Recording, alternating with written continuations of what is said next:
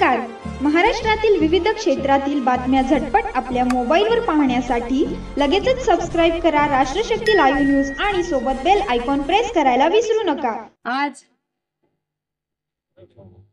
आदरणीय नाना असतील, आदरणीय औदुंबर अण्णा असतील, आदरणीय वसंत दादा असतील, यशवंत भाऊ असतील, राजूबापू पाटील असतील, या परिवारातील सर्व तीर्थस्वरूप यांना वंदन करते.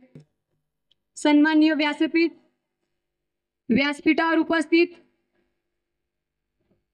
मला ज्यांनी भरघोस असा आशीर्वाद दिला ते सर्व माझे सहकारी, ज्येष्ठ मार्गदर्शक, समोर उपस्थित ज्यांच्यातून माझी उमेदवारी आली ती माझी जनता,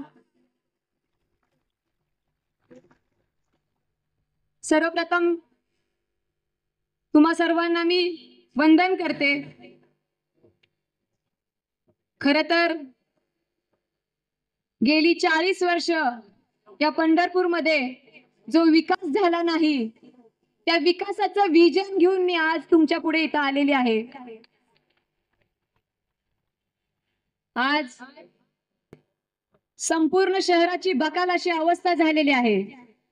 कुठल्याही गल्लीत, कुठल्याही बोळात जावा, सगळीकडे घाणीचं साम्राज्य माजलेलं आहे आणि ही घाण साफ करायसाठी माझी उमेदवारी आलेली आहे.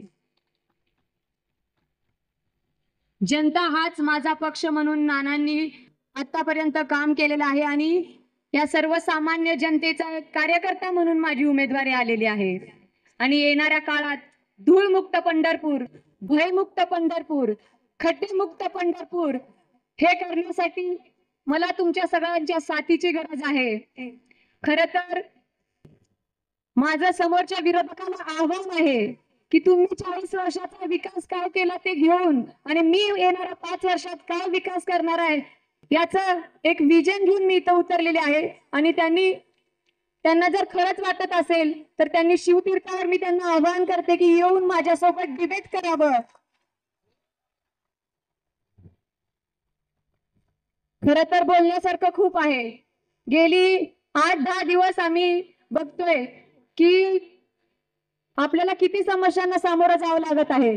10 वर्षाच्या काळामध्ये, गेल्या 10 वर्षात मी या तालुक्यामध्ये काम करत असताना, अगोदर प्रत्येक मायमाऊलीच्या सुखदुःखात सहभागी होत असताना, तिच्या अडीअडचणी समजून घेत असताना कुठं तर मनाला वेदना झाली आहे की खरंच यांना न्याय मिळणं खूप गरजेचं आहे आणि त्यासाठी मी तुमच्या सोबत लढायला तयार आहे.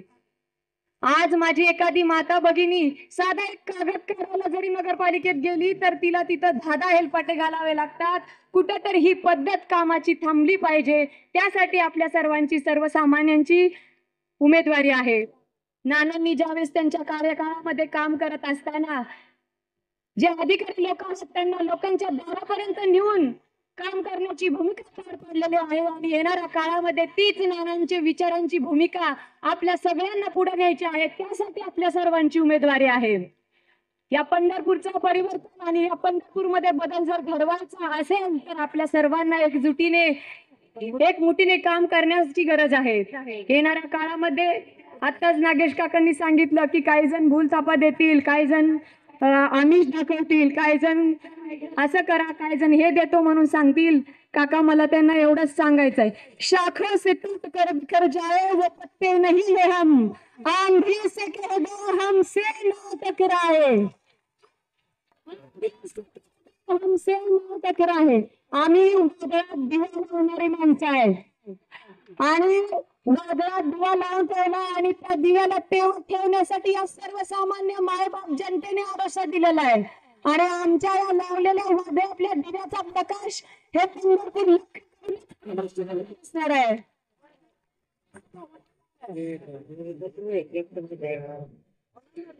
मला फक्त बोलण्यासारखं खूप आहे, पण बोलण्यापेक्षा करून दाखवण्यासाठी मी इथं उतरलेले आहे आणि त्यासाठी मला तुमच्या साथीची, तुमच्या आशीर्वादाची, तुमच्या पाठबळाची गरज आहे. खरं तर ऊन खूप पडलेलं आहे. माझ्या मायमाऊली सकाळी 9 वाजल्यापासून माझ्यासोबत इथं आहेत आणि बोलणारे अजून पुढे व्यक्ती आहेत. येणाऱ्या काळात आपल्याला खूप सोबत मिळून काम करायचं आहे. हुकुमशाहीचा बुरुज काढून लोकशाहीचा आणि लोकहिताचा नवा इतिहास नवपरिवर्तन घडवायचं असेल तर आपल्या सगळ्यांना एकत्रित होण्याची गरज आहे. तमाम मायबाप जनतेला, माझ्या सर्वसामान्य कार्यकर्त्याला, तळागाळातील तरुण सहकार्याला माझं आव्हान आहे. आपली उमेदवारी ही आपल्यासाठीची सर्वसामान्य लोकांसाठीची आहे. तर माझी एवढीच विनंती आहे की समोर उपस्थित आणि जे काय इथे उपस्थित नसतील त्या सर्व मावळ्यांनी समोरच्या प्रस्थापितांना असा धक्का द्यायचा आहे की येणाऱ्या परतच्या काळात आपल्या सर्वसामान्यांची पिळवणूक करण्याच्या धडस या व्यक्तीने केलं नाही पाहिजे. यासाठी आपली उमेदवारी आहे. येणाऱ्या काळात येत्या 3 तारखेला विजयाचा गुलाल करून मी नगराध्यक्ष नाही तर माझ्या तळागाळातील सर्वसामान्य जनता तिथे नगराध्यक्ष म्हणून विजयी होणार आहे. आणि ही अशी ग्वाही मी तुम्हाला देते. आणि मला खरं तर व्यक्त करते की मला तुमच्यातून जी उमेदवारी आली आहे त्या उमेदवारीचे सेवन केल्याशिवाय, सर्वसामान्य जनतेला न्याय दिल्याशिवाय मी शांत बसणार नाही अशी ग्वाही मी देते आणि मी इथेच थांबते. धन्यवाद.